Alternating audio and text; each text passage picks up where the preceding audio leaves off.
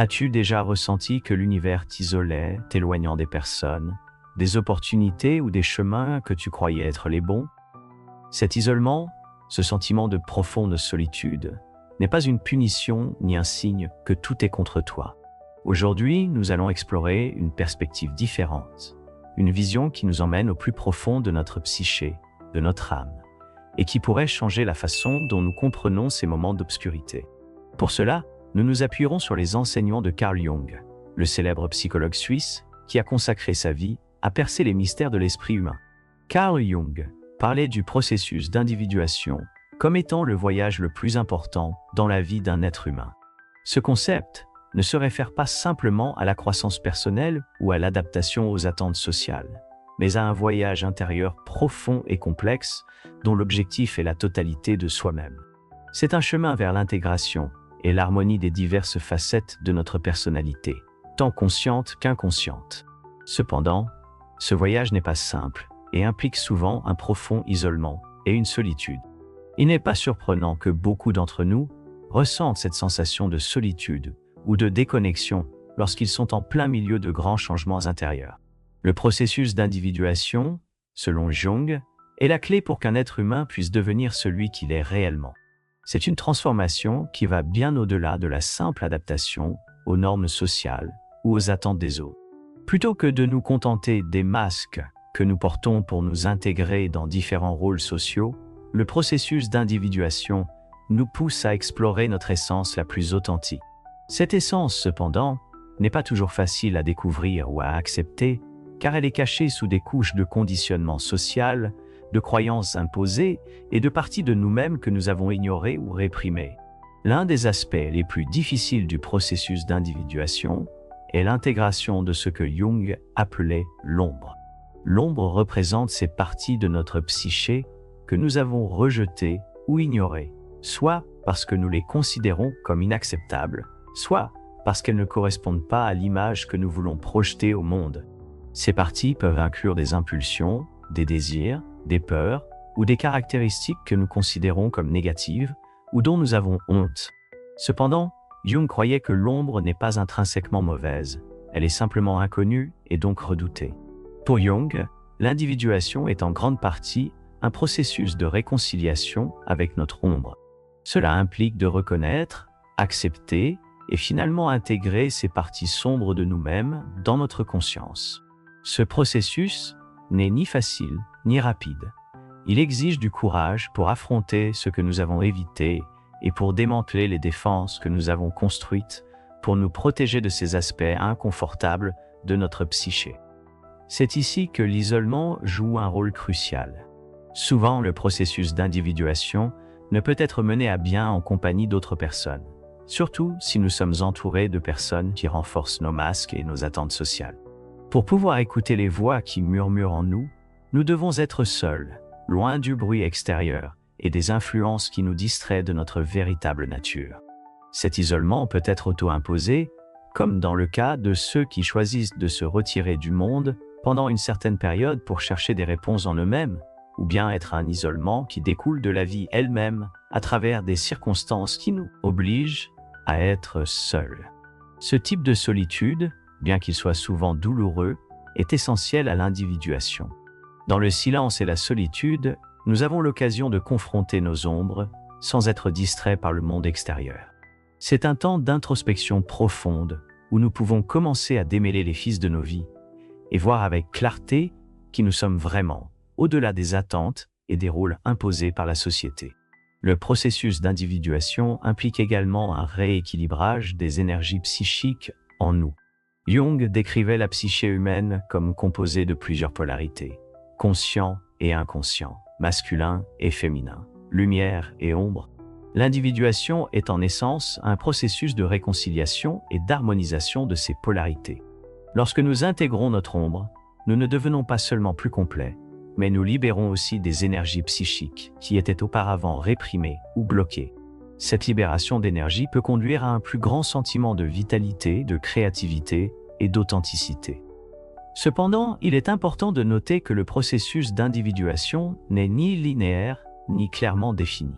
C'est un voyage continu, tout au long de la vie, au cours duquel nous continuons à découvrir et redécouvrir des aspects de nous-mêmes à mesure que nous mûrissons et affrontons de nouveaux défis. Le processus d'individuation se déploie et s'approfondit également. En ce sens, l'isolement que nous éprouvons à différents moments de notre vie n'est pas un événement unique, mais une partie récurrente et nécessaire de notre développement psychologique et spirituel. L'isolement est souvent mal interprété comme une punition ou une forme de souffrance, mais en réalité, il peut être l'un des chemins les plus puissants vers l'authenticité. L'univers ne t'isole pas par cruauté, mais parce qu'il sait que, pour trouver ton véritable moi, tu dois te détacher des distractions extérieures. Dans notre vie quotidienne, nous sommes constamment entourés de stimuli, d'opinions, d'attentes et de bruits qui nous éloignent de notre essence. Cet isolement, qui peut parfois sembler être une sorte de punition, est en réalité une précieuse opportunité d'introspection et d'autodécouverte. Quand l'univers t'isole, il te donne une invitation directe à regarder en toi-même et à affronter ces parties de toi que tu as évitées pendant si longtemps. Cela peut être une expérience terrifiante au début, surtout si tu n'es pas habitué à la solitude ou à être seul avec tes pensées. Dans un monde où le bruit extérieur et les distractions constantes sont devenus la norme, le silence et la solitude peuvent sembler inconfortables, voire décourageants. Cependant, c'est précisément dans ces moments de silence et d'isolement que la vérité la plus profonde de qui tu es vraiment se révèle. Imagine que tu te trouves au milieu d'une forêt sombre, sans personne autour. Au début, l'obscurité peut sembler intimidante, voire oppressante. Mais à mesure que tes yeux s'adaptent au manque de lumière, tu commences à voir les formes et les ombres qui t'entourent. Ce qui semblait effrayant au départ se transforme en un paysage mystérieux, rempli de vie et de signification. L'isolement fonctionne de manière similaire. Au début, tu ne ressens que la solitude, le vide, et peut-être un sentiment de perte. Mais avec le temps, si tu te permets d'être présent dans cet espace, tu commences à voir ce qui se trouve réellement en toi. Tes peurs, tes désirs, tes rêves, et même les aspects de toi-même que tu as réprimés ou ignorés. Ce processus est essentiel pour atteindre l'authenticité dans un monde rempli de masques et d'attentes extérieures. Le plus grand défi est d'être soi-même. Et pour être soi-même, il faut d'abord savoir qui l'on est vraiment. Dans notre société, nous sommes constamment bombardés de messages sur ce que nous devons être, ce que nous devrions vouloir et comment nous devrions agir. Ces attentes peuvent brouiller notre perception de qui nous sommes vraiment et de ce que nous désirons réellement. L'isolement, en coupant ces influences extérieures, te permet de te reconnecter à toi-même sans l'interférence des autres. L'isolement t'offre un espace sûr pour explorer tes pensées et tes émotions sans jugement. C'est un moment où tu peux être complètement honnête avec toi-même, sans la pression de répondre aux attentes des autres.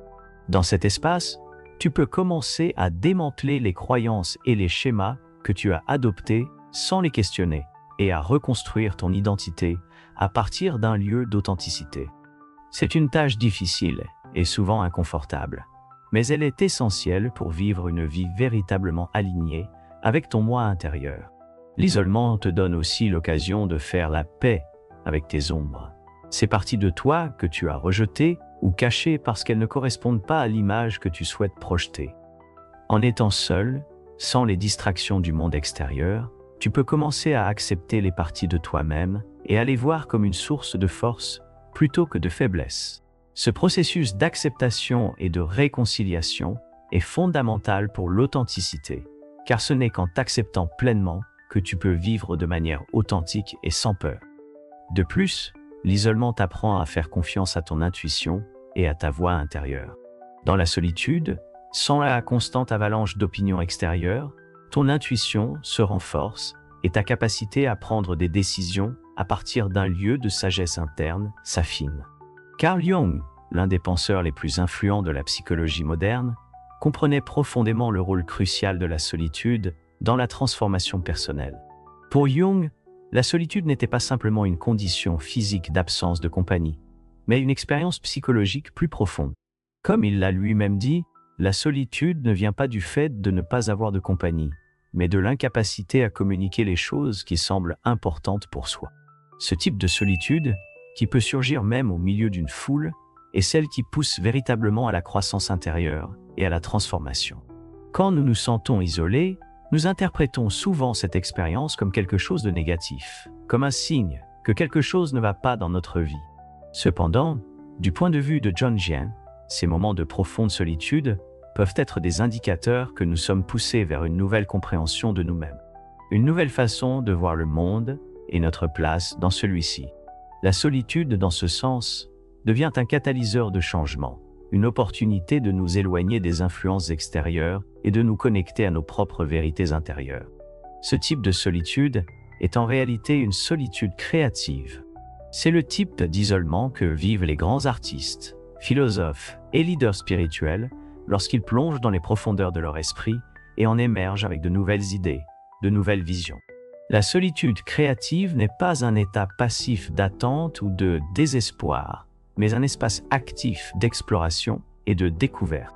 Dans cet état, l'esprit n'est pas occupé par les trivialités de la vie quotidienne, mais se tourne vers l'intérieur, vers la source de l'inspiration et de la sagesse intérieure. Les artistes, par exemple, cherchent souvent la solitude pour pouvoir se plonger dans leur processus créatif sans distraction. Dans cet état d'isolement, ils peuvent accéder à des parties d'eux-mêmes qui restent cachées dans la vie quotidienne. C'est là que surgissent les idées les plus profondes, les images les plus vivantes, les expressions les plus authentiques de leur être. La solitude, dans ce contexte, est un espace de liberté créative où les limitations des conventions sociales et des attentes des autres se dissolvent, permettant à la véritable essence de la personne de se manifester. De la même manière, les philosophes et les leaders spirituels ont trouvé dans la solitude une source de clarté et de vision. En se retirant du monde extérieur et des voix des autres, ils peuvent entendre leur propre voix intérieure avec plus de clarté. C'est dans la solitude que certaines des idées les plus révolutionnaires et transformatrices de l'histoire ont été conçues. Dans ces moments d'introspection profonde, les individus se confrontent aux questions fondamentales de l'existence et émergent souvent avec des réponses qu'ils n'auraient pas trouvées au milieu du bruit et de la confusion. De la vie quotidienne, l'isolement ne facilite pas seulement le processus créatif. Il pousse également les gens à remettre en question, à réfléchir et à affronter, face à face, des vérités inconfortables mais nécessaires. Lorsque nous sommes seuls, sans les distractions et le bruit du monde extérieur, nous sommes obligés de confronter nos propres ombres, nos insécurités et nos contradictions. Ce processus peut être douloureux et difficile, mais il est essentiel pour la croissance personnelle. À mesure que nous affrontons ces vérités intérieures, nous commençons à nous libérer des illusions et des auto-illusions qui nous ont maintenus prisonniers de schémas de comportement et de croyances limitantes. C'est dans ce processus de confrontation et de réflexion que commence la véritable transformation. Tu cesses d'être la personne que tu étais, influencée par les attentes et les opinions des autres, et tu deviens quelqu'un de nouveau, quelqu'un de plus authentique et aligné avec ton véritable moi. La solitude n'est alors pas seulement un état d'isolement, mais un processus de renaissance. Tout comme un papillon qui émerge de sa chrysalide, tu peux, toi aussi, émerger de la solitude comme une version plus complète et authentique de toi-même. Cette transformation qui se produit dans la solitude est à la fois interne et externe. En interne, tu deviens plus conscient de tes véritables désirs, de tes peurs et de tes aspirations. Tu deviens plus honnête avec toi-même et avec les autres. En externe, cette transformation se manifeste dans la manière dont tu te relationnes au monde. Tu ne ressens plus le besoin de t'adapter aux attentes des autres ou de suivre des chemins qui ne résonnent pas avec ton être intérieur. Au lieu de cela, tu commences à vivre de manière alignée avec ton moi authentique, en prenant des décisions qui reflètent tes véritables valeurs et ton but. La solitude te permet également de développer une plus grande résilience émotionnelle et mentale, en affrontant tes peurs et tes défis intérieurs. Distraction ou le soutien constant des autres, tu deviens plus fort et plus capable de faire face aux difficultés de la vie. Tu apprends à te faire confiance et à compter sur ta propre capacité à naviguer dans les hauts et les bas de la vie sans dépendre de la validation extérieure. Cette force intérieure est l'une des récompenses les plus précieuses de la solitude, car elle te permet de vivre avec un plus grand sens d'autonomie et de liberté. Jung, dans son exploration de l'esprit humain et du cosmos, a introduit le concept de synchronicité, une idée qui a fasciné de nombreuses personnes en raison de son sens profond et de sa capacité à relier des événements apparemment déconnectés de manière significative. La synchronicité suggère que les coïncidences qui semblent fortuites ne sont pas simplement dues au hasard, mais qu'elles contiennent un but plus profond et sont interconnectées de manière qui échappe à la compréhension rationnelle. Ce concept est intimement lié à l'expérience de l'isolement, qui est souvent perçu comme un état sans signification ou comme un simple vide. Cependant, du point de vue de la synchronicité, l'isolement peut être vu comme une période cruciale où l'univers prépare le terrain pour quelque chose que tu ne peux pas encore voir ou comprendre pleinement. Lorsque l'univers t'isole, que ce soit par le biais de circonstances extérieures ou par un besoin interne de retrait, il peut être en train d'orchestrer des événements qui n'ont pas encore atteint ta conscience. Cet isolement, bien que douloureux ou déconcertant sur le moment, pourrait être le prélude à une révélation significative, à une transformation personnelle ou à un changement de direction dans ta vie. Souvent, les grands changements et les découvertes de la vie ne se produisent pas au milieu de l'activité et du bruit, mais dans ces moments d'apparente quiétude et de solitude, lorsque les pièces du puzzle commencent à s'emboîter de manière inattendue. Dans ces moments d'isolement, il est essentiel de faire confiance à l'idée que tout a un but, même si ce but n'est pas immédiatement évident. La vie, vue à travers le prisme de la synchronicité, devient une tapisserie complexe où chaque fil, même ceux qui semblent lâches ou hors de place, joue un rôle crucial. L'isolement alors n'est pas simplement une expérience de déconnexion, mais une phase où l'âme se prépare à une nouvelle compréhension, un changement de perspective ou une nouvelle étape de la vie. Jung croyait que l'inconscient, ce vaste océan de symboles, d'archétypes et de forces psychiques, communiquait constamment avec nous, non seulement à travers les rêves ou les synchronicités évidentes, mais aussi à travers la solitude. Dans la solitude, loin des distractions du monde extérieur, nous pouvons entendre ces communications de manière plus claire. C'est comme si l'isolement nous affûtait, nous rendant plus réceptifs aux messages subtils que l'inconscient essaie de transmettre. Cet espace de solitude devient alors un terrain fertile pour l'émergence de l'intuition, d'idées et de nouvelles façons de comprendre notre vie et notre but. L'isolement donc n'est pas un vide dénué de sens, mais un espace chargé de potentiel. C'est dans cet espace que l'univers peut communiquer avec toi de manière plus directe, où tu peux recevoir des révélations qui autrement resteraient obscures par le bruit et le chaos de la vie quotidienne. C'est un temps de gestation où quelque chose de nouveau prend forme en toi, même si tu n'en es pas encore conscient. Comme une graine plantée dans l'obscurité de la terre, ton être intérieur peut se développer et croître en silence, se préparant à émerger lorsque les conditions seront propices.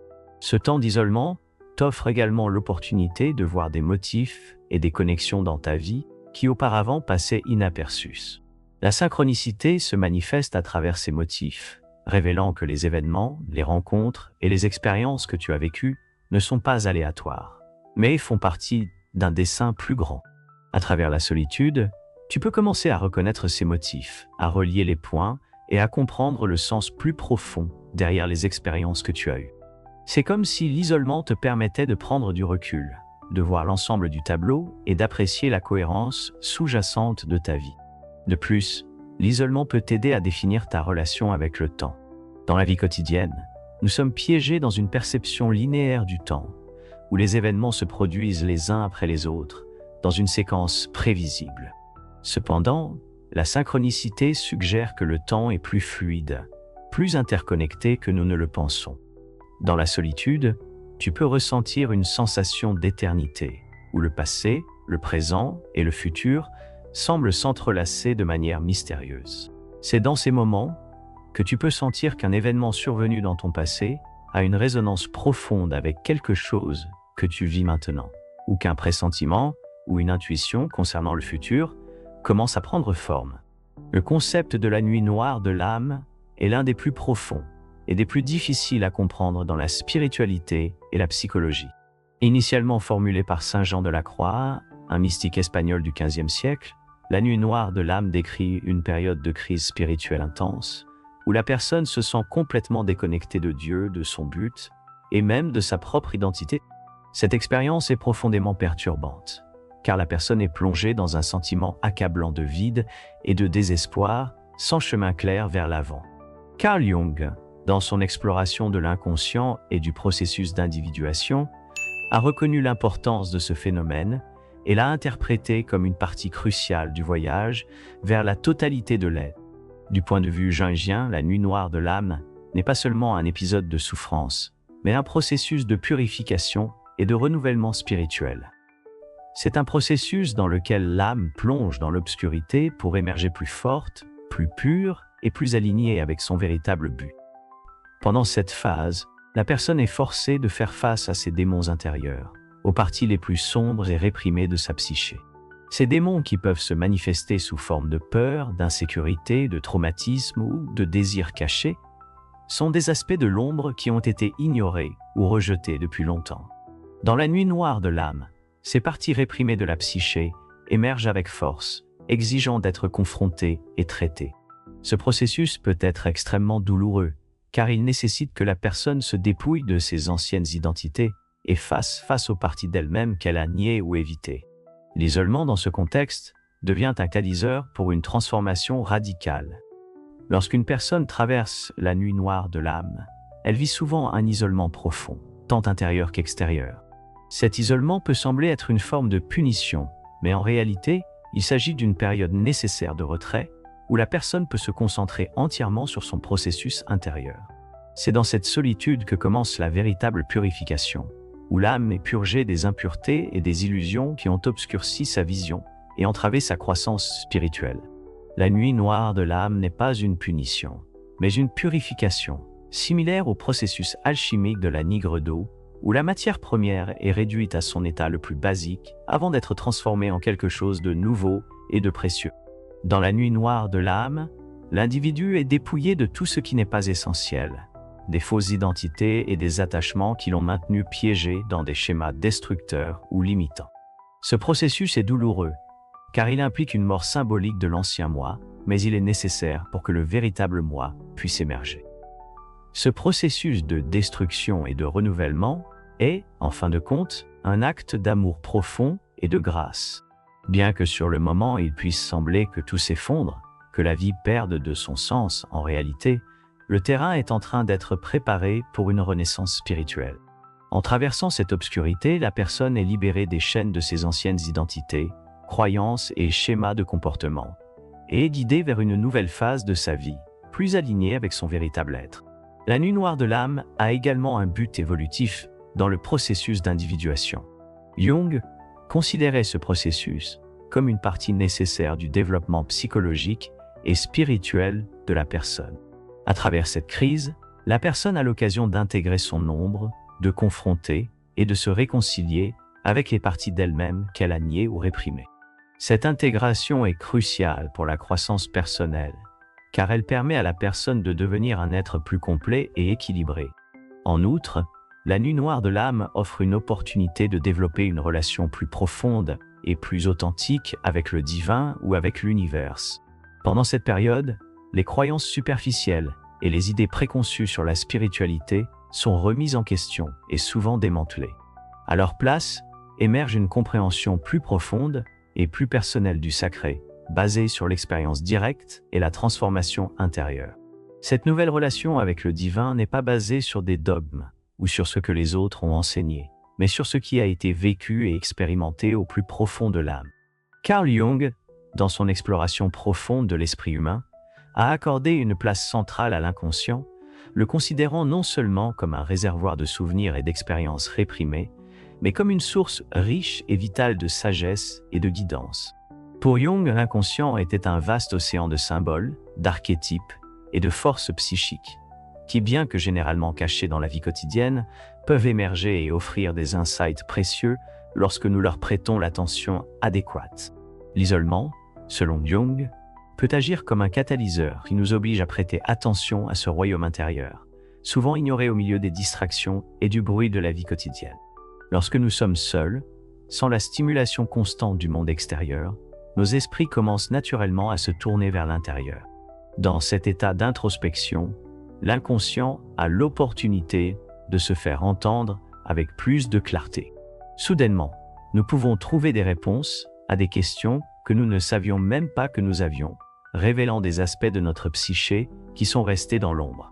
Jung croyait fermement que l'inconscient communiquait avec nous à travers des symboles, des rêves et des visions qui ne peuvent être saisis par la seule logique et la raison. Ces symboles et rêves, qui peuvent sembler irrationnels ou incompréhensibles à première vue, contiennent en réalité des messages profonds qui reflètent notre véritable nature et nos désirs les plus intimes. Pendant les périodes d'isolement, lorsque notre attention n'est pas dispersée par les exigences du monde extérieur, ces manifestations de l'inconscient peuvent devenir plus fréquentes et plus vives. C'est comme si, étant déconnecté du bruit extérieur, le monde intérieur devenait plus accessible, plus disposé à révéler ses secrets. C'est un moment idéal pour prêter attention à tes rêves, à tes intuitions et aux symboles qui apparaissent dans ta vie. Les rêves, en particulier, sont une porte d'entrée directe vers l'inconscient. Jung les a décrits comme le chemin royal vers l'inconscient, car ils manifestent les contenus réprimés et les conflits internes de manière symbolique. À travers l'analyse des rêves, nous pouvons accéder à des parties de nous-mêmes qui, autrement, resteraient cachées. Dans la solitude, nos rêves peuvent devenir plus intenses, plus riches en signification, offrant des indices sur notre état émotionnel, nos préoccupations et nos aspirations. En plus des rêves, Jung a également souligné l'importance des symboles et des archétypes qui apparaissent dans nos vies, que ce soit dans les rêves, les visions ou même dans les coïncidences que nous vivons. Ces symboles ne sont pas de simples accidents ou des produits de l'imagination, mais des expressions de l'inconscient collectif, une partie de la psyché humaine que nous partageons avec toute l'humanité. Les archétypes comme le héros l'ombre, l'anima et l'animus, entre autres, sont des modèles universels qui structurent notre expérience et qui émergent à des moments clés de nos vies pour nous guider et nous aider à nous comprendre nous-mêmes et le monde qui nous entoure. Plutôt que de craindre ces moments où l'inconscient se manifeste, il est crucial de les voir comme une opportunité de renforcer ta connexion avec ton être intérieur. L'inconscient peut essayer de te guider, de te montrer le chemin à suivre et de te révéler des vérités qui peuvent changer ta vie. En étant attentif à ces messages, nous pouvons obtenir une meilleure compréhension de nous-mêmes et des défis que nous rencontrons, ce qui nous permet d'agir de manière plus consciente et alignée avec notre véritable but. Il est important de reconnaître que la sagesse de l'inconscient ne se présente pas toujours de manière directe ou facile à comprendre. Les messages de l'inconscient sont souvent enveloppés dans des symboles et des métaphores qui nécessitent une interprétation. C'est ici que le travail d'auto-analyse et si nécessaire, l'aide d'un thérapeute peuvent être inestimables. En démêlant ces symboles, nous pouvons découvrir des schémas dans nos vies qui nous ont maintenus prisonniers de cycles répétitifs. Nous pouvons recevoir des conseils sur la manière de surmonter des obstacles qui bloquent notre croissance. De plus, l'isolement et la solitude peuvent faciliter la pratique de la méditation et d'autres formes d'introspection profonde, qui permettent un accès plus direct à l'inconscient. Pendant la méditation, par exemple, nous pouvons atteindre des états de conscience où le dialogue intérieur se tait et l'inconscient peut émerger avec plus de clarté. Ces pratiques non seulement nous aident à mieux nous comprendre, mais elles nous offrent aussi des outils pour intégrer les contenus de l'inconscient dans notre vie consciente, favorisant ainsi un plus grand équilibre et bien-être psychologique. L'isolement, alors, n'est pas seulement un retrait du monde extérieur, mais une invitation à un dialogue plus intime et significatif avec notre monde intérieur. L'isolement peut se manifester dans nos vies de deux manières principales, comme un retrait volontaire ou comme un isolement forcé. Bien que les deux types d'isolement puissent sembler similaires en surface, dans la mesure où ils impliquent une séparation du monde extérieur, leurs origines et les expériences qu'ils génèrent sont fondamentalement différents. Comprendre cette distinction est crucial pour pouvoir tirer le meilleur parti du potentiel de croissance que chaque type d'isolement peut offrir. Le retrait volontaire est un choix conscient, une décision délibérée de s'éloigner du tumulte de la vie quotidienne pour rechercher la paix intérieure, l'illumination spirituelle ou un degré plus élevé d'autoconnaissance. Ce type d'isolement est généralement associé à des pratiques spirituelles et religieuses, comme celles des moines, ermites ou méditants, qui se retirent dans des endroits reculés ou dans des monastères, pour se consacrer à la contemplation, à la prière et à l'introspection. Dans ces circonstances, l'individu se sépare du monde extérieur non pas comme une forme d'évasion, mais comme un moyen de se connecter plus profondément avec le divin, avec son essence intérieure ou avec des vérités plus universelles. Le retrait volontaire est perçu par beaucoup comme un chemin vers la transcendance, une opportunité de se dépouiller des distractions mondaines et de se concentrer sur ce qui importe vraiment. Dans ces moments, la personne s'immerge dans un état d'introspection qui lui permet d'examiner ses pensées, ses émotions et ses croyances sans l'interférence des pressions sociales ou des attentes extérieures. Ce type d'isolement est généralement recherché dans des périodes de transition ou lorsque la personne ressent un besoin profond de se reconnecter avec son but ou de trouver des réponses à des questions existentielles.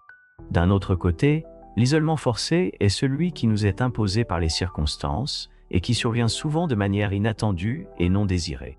Des exemples de cela incluent l'isolement causé par une perte, une maladie, une pandémie mondiale ou toute situation qui nous oblige à nous séparer des autres sans que nous l'ayons choisi.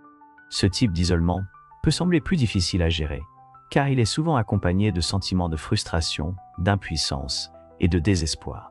La personne confrontée à un isolement forcé peut avoir l'impression d'avoir perdu le contrôle de sa vie et d'être poussée dans une situation de solitude contre sa volonté.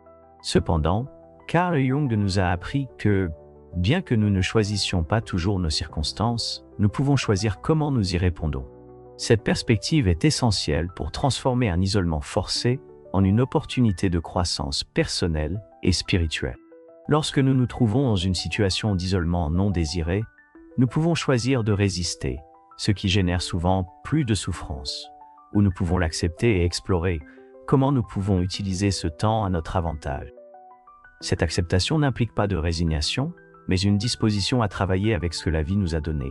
En cherchant des moyens de transformer le défi en une expérience enrichissante, dans les deux cas, qu'il s'agisse d'un retrait volontaire ou d'un isolement forcé, l'isolement peut nous conduire à un lieu de réflexion profonde et d'autoconnaissance. La différence principale réside dans l'attitude avec laquelle on aborde l'expérience. Dans un retrait volontaire, la personne entre dans l'isolement avec une intention claire de chercher quelque chose, que ce soit la paix, la sagesse ou la connexion spirituelle. Tandis que dans un isolement forcé, le défi est de trouver un sens et un but. Au milieu d'une situation imposée, l'objectif, pour naviguer dans les deux types d'isolement, est de ne pas résister au processus, mais d'accepter ce qui est et de permettre à l'isolement de faire son travail en nous. Lorsque nous résistons à l'isolement, nous essayons de combler le vide avec des distractions. Nous nous éloignons des leçons qui pourraient émerger dans cet espace de solitude. Cependant, lorsque nous acceptons l'isolement et que nous le voyons comme une opportunité, nous pouvons commencer à découvrir des aspects de nous-mêmes que nous ne connaissions pas auparavant, à développer une plus grande résilience et à approfondir notre compréhension du monde et de notre vie. Le retrait volontaire, avec son accent sur la recherche intérieure, nous enseigne l'importance du silence, du calme et de la connexion avec le transcendantal. Il nous montre qu'en nous éloignant des demandes extérieures, nous pouvons trouver des réponses et une clarté qui sont inaccessibles au milieu du bruit et de la hâte. Ce type d'isolement est un outil puissant pour la croissance spirituelle, car il nous permet de nous aligner avec nos vérités les plus profondes et avec le rythme naturel de la vie. D'un autre côté, l'isolement forcé nous enseigne l'importance de l'adaptation et de l'acceptation. Il nous met au défi de trouver un équilibre et un sens dans des situations difficiles, et de développer une force intérieure qui nous permet de traverser les tempêtes de la vie avec grâce. Bien que ce type d'isolement puisse être douloureux, il est aussi une opportunité de réévaluer nos priorités, de lâcher ce qui ne nous sert plus, et de regarder avec une nouvelle perspective et une plus grande capacité à affronter l'adversité. Dans la société moderne, la solitude et l'isolement sont souvent perçus avec méfiance et crainte. Nous avons été conditionnés à percevoir le silence comme quelque chose d'inconfortable et le manque d'interaction sociale comme un signe que quelque chose ne va pas. Nous vivons dans un monde qui valorise l'activité constante, la connexion superficielle et le divertissement instantané, ce qui nous éloigne de l'introspection et de l'autoconnaissance. Cependant, Carl Jung nous a mis en garde contre les dangers de fuir constamment la solitude et de ne pas affronter nos propres démons intérieurs. La résistance à l'isolement a des conséquences profondes pour notre bien-être émotionnel, psychologique et spirituel. Le rejet de la solitude et la quête constante de distractions externes peuvent nous conduire à une vie de superficialité. Lorsque nous évitons d'être seuls avec nos pensées, nous évitons de faire face à des aspects de nous-mêmes qui pourraient être inconfortables ou difficiles, mais qui sont essentiels à notre croissance personnelle. Ce rejet de l'introspection nous empêche de nous connaître véritablement, ce qui nous laisse piéger dans des schémas de comportement autodestructeurs. En cherchant du réconfort dans les distractions externes, que ce soit dans la technologie, le travail, les réseaux sociaux ou même dans des relations superficielles, nous évitons en réalité le véritable travail intérieur que nous devons accomplir pour atteindre l'authenticité et la paix intérieure. Ce type d'évasion peut se manifester de nombreuses manières. Certaines personnes peuvent se plonger dans des activités frénétiques, remplissant chaque moment de leur journée de tâches et d'engagement pour éviter le silence et l'introspection. D'autres peuvent rechercher constamment la validation externe, dépendant de l'approbation et de l'attention des autres pour se sentir valorisés au lieu de cultiver une estime de soi interne et authentique. Il est également courant de recourir à des addictions ou à des habitudes autodestructrices comme la consommation excessive de substances, l'abus de technologie ou l'évasion à travers la fantaisie, pour échapper aux émotions difficiles et aux pensées inconfortables qui surgissent dans la solitude. Cependant, en résistant à l'isolement, nous résistons également au processus d'individuation que Jung décrivait comme essentiel au développement personnel. L'individuation est le processus par lequel nous intégrons les différentes parties de notre psyché, y compris l'ombre que nous avons, réprimée ou ignorée. En évitant la solitude et les opportunités d'introspection, nous évitons cette confrontation avec nos ombres. L'ombre, selon Jung, est cette partie cachée de nous-mêmes qui contient nos peurs, nos désirs réprimés et les aspects de notre personnalité que nous ne voulons pas accepter. Intégrer l'ombre est un pas crucial vers la totalité et l'authenticité. Lorsque nous résistons à l'isolement et au travail d'intégration de notre ombre, nous ne faisons pas seulement que prolonger notre souffrance, nous retardons également notre croissance spirituelle et psychologique. L'ombre ne disparaît pas simplement parce que nous l'ignorons. En fait, plus nous l'évitons, plus elle devient puissante. Elle peut se manifester de manière inconsciente dans nos actions, saborder nos relations et perpétuer des cycles de comportements destructeurs. C'est le prix de ne pas affronter la solitude et de ne pas faire le travail intérieur nécessaire à notre développement. De plus, la résistance à l'isolement et l'évasion de la solitude nous empêchent de vivre les bénéfices transformateurs que ces états peuvent offrir. L'isolement, bien qu'inconfortable au début, peut être une opportunité de réflexion profonde, de clarification de nos valeurs et de redécouverte de nos passions et de notre but. La solitude nous permet de nous éloigner des influences extérieures et de nous connecter avec notre véritable essence. C'est dans la solitude que nous pouvons écouter notre voix intérieure, sans les distractions et les opinions des autres qui obscurcissent souvent notre jugement. Lorsque nous cessons enfin de résister à l'isolement et que nous nous permettons d'être seuls avec nos pensées, nous commençons à découvrir des aspects de nous-mêmes que nous n'avions jamais remarqués. Nous commençons à voir nos émotions avec plus de clarté, à reconnaître des schémas de comportement qui ne nous servent plus, et à trouver de nouvelles façons de nous relier à nous-mêmes et aux autres. Au cours de l'histoire, l'isolement a été un outil crucial pour le développement de grands penseurs, artistes et leaders spirituels. Loin d'être un obstacle, ces périodes de solitude sont devenues des sources de profonde inspiration, de clarté mentale et de croissance personnelle.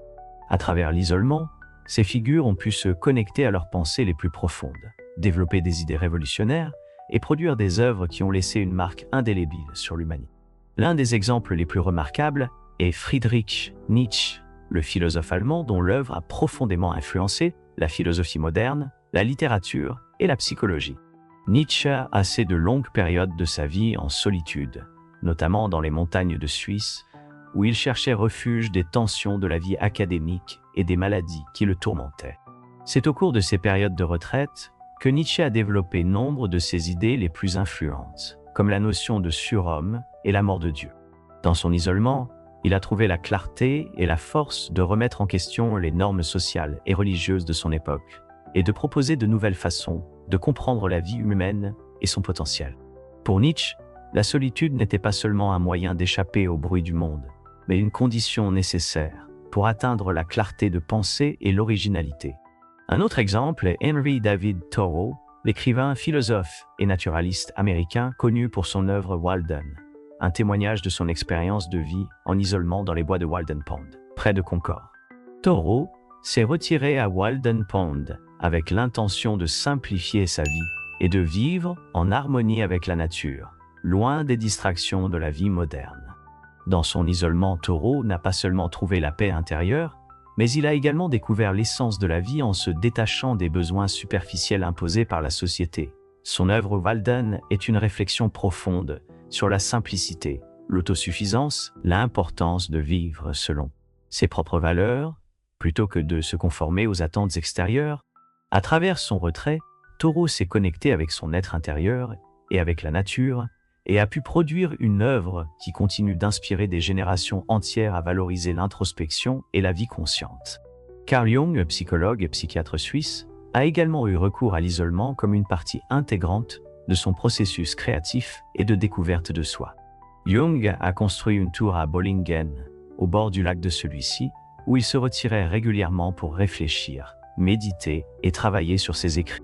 Dans cet environnement isolé, Jung a pu explorer son propre inconscient et développer nombre de ses théories les plus importantes sur la psyché humaine, y compris la théorie des archétypes et le concept d'individuation. Pour Jung, l'isolement ne lui offrait pas seulement un répit de sa pratique clinique et des demandes du monde extérieur, mais lui fournissait également un espace sacré pour plonger dans les profondeurs de son esprit et pour se connecter à ce qu'il considérait comme des forces plus grandes et universelles qui opèrent dans l'inconscient collectif. C'est à Bollingen que Jung a enregistré nombre des visions et des rêves qui formeraient plus tard la base de son œuvre la plus influente. Ces exemples montrent que l'isolement, loin d'être un obstacle, peut être une source d'inspiration et de croissance personnelle et spirituelle. Lorsque des figures comme Nietzsche, Thoreau et Jung ont accepté l'isolement comme faisant partie de leur voyage, ils ont découvert de nouvelles façons de voir le monde et de nouvelles manières d'être. Leur solitude leur a permis de se débarrasser des influences extérieures et de se connecter avec leur essence la plus profonde, ce qui leur a permis de produire des idées et des œuvres qui résonnent avec une vérité universelle et intemporelle. Dans un monde qui nous bombarde souvent de stimuli et de demandes constantes, il est facile de sous-estimer la valeur de l'isolement. Cependant, comme le montrent ces grands penseurs, la solitude peut être un puissant allié sur le chemin de la connaissance de soi et de la créativité. L'isolement offre un espace pour une introspection profonde où l'on peut explorer les couches les plus cachées de la psyché et découvrir des vérités qui autrement resteraient enfouies sous les couches de la vie quotidienne. En résumé, l'isolement n'est pas seulement un retrait du monde, mais une opportunité de se reconnecter à soi-même et aux sources les plus profondes de sagesse et d'inspiration. À travers la solitude, les grands penseurs ont trouvé la clarté pour voir au-delà des conventions et des limitations de leur temps, et ont pu contribuer avec des idées et des œuvres qui ont transformé la manière dont nous comprenons le monde et notre place en lui. En suivant leur exemple, nous pouvons apprendre à embrasser l'isolement comme une partie essentielle de notre propre processus de croissance, tant personnel que spirituel, et à l'utiliser comme un outil pour atteindre une plus grande clarté, créativité et authenticité dans nos vies. L'isolement n'est pas facile. C'est un défi, un moment d'épreuve qui peut sembler interminable et douloureux. Mais si tu le regardes à travers le prisme de Carl Jung, tu peux le voir comme une partie essentielle de ton voyage vers la totalité, vers l'individuation. C'est un temps que l'univers te donne pour que tu puisses trouver ton véritable chemin, pour que tu puisses te confronter à toi-même sans les distractions du monde extérieur. Au lieu de lui résister, que se passerait-il si tu l'embrassais? Si tu voyais dans l'isolement non pas une punition, mais une opportunité de croissance et de transformation? C'est dans ces moments de solitude que tu peux découvrir qui tu es vraiment. Et quand tu émergeras, tu seras plus fort, plus sage et plus en accord avec ton but.